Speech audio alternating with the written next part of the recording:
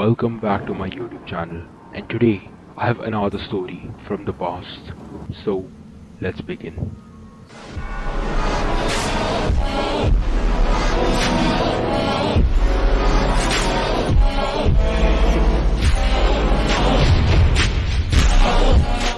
A very long time ago, when I was a little kid, I used to live in a mansion that was situated on the top of a mountain.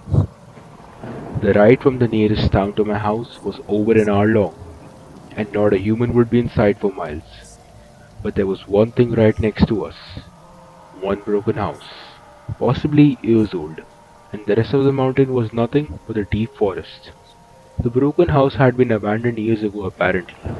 An old man used to live there during the 1980s, but he committed suicide for unknown reasons. Since then, the house had been sheltering nothing but spiders and squirrels. Every morning I would play football in my yard and practice shots, but one day the ball flew too high, over the fence straight into the abandoned house. I knew there was no way I was getting it back, and I wouldn't be allowed either anyways. So I went back into my room. I thought about it the whole day. What could go wrong with entering the gates and getting back my ball? And evening arrived. Normally at 6 in the evening I would practice football again, but today, since I had no ball to play with, I just walked around my garden. Until I finally decided I would get back my football, and no one would ever know. It would just be 10 minutes. What could go wrong? I instantly rushed out on the road, towards the broken house. The gates were 10 feet long and made of iron, and they had a rusted metal lock on them. I thought there was no hope of getting in now. That's when the wind blew hard and the lock smashed against the iron latch. That's when I noticed the lock was in a very bad condition. A few hits with a stone and I would open the gates in no time, so I proceeded to do so.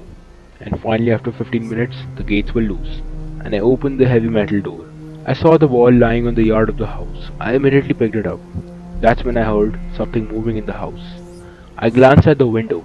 A shadow was moving in there. I freaked out and ran out the gates, leaving the gates open. It was 7. The moon was out and I regretted going in there. Maybe it was just some kind of a cloth moving due to the wind. I decided to forget about it, and since I had the ball I could play football again. I made sure not to hit over the fence again. Everything seemed normal. That night, I woke up around 3 a.m., gasping as if I just had a bad dream, which was very unusual because I was a very heavy sleeper and I would never wake up in the middle of the night. The thought of the shadow at the house which I saw in the evening crossed my mind again. Suddenly, I felt a force pulling me. I had the urge to go out. I had no explanation. I just put on my sandals and quietly closed my house door behind me. It was a very chilly night. It had been thunderstorming few hours ago. The road was still wet. I walked towards the house. The pull was even stronger now.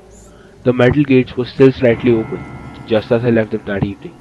I walked towards the porch and pushed the door. The door creaked open, letting me in. A huge staircase stood right in front of me.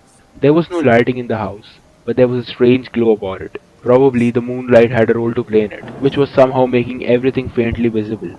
Maybe the glass pallets on the roof had something to do with it. I tried flicking the switches on, but none of them worked, probably because the power supply had been cut off. I climbed up the staircase, noticing the portrait of an old man hung on the wall, probably the owner of the house. As I was walking up the staircase, I suddenly heard twice the footsteps, as if someone was climbing behind me. I turned back. Suddenly the wind blew again, and the main door closed. At this point, I wanted to run back to the comfort of my bed, but I was being pulled towards the first floor, and I finally made it. Up there was a long hallway and 3 rooms on either side. The door of the last room was slightly open, and I was being pulled towards it. I had seen the first floor, and my quest was over. I wanted to go back, but instead of going back, I was walking towards the door. It was as if I had no control over my body. The wooden floor creaked as I walked. I could hear faint whispers coming from the unlocked door. Yet, I walked straight into the room. Empty, there was nothing but an old rocking chair that was moving because of the wind. I glanced outside the open window. The moon was shining bright. I let out my hand. A tree leaf fell into my palms. It was very dry, almost as if it would break with the slightest force. I was carefully observing it when suddenly I felt a tap on my shoulder. Shrills ran through my body.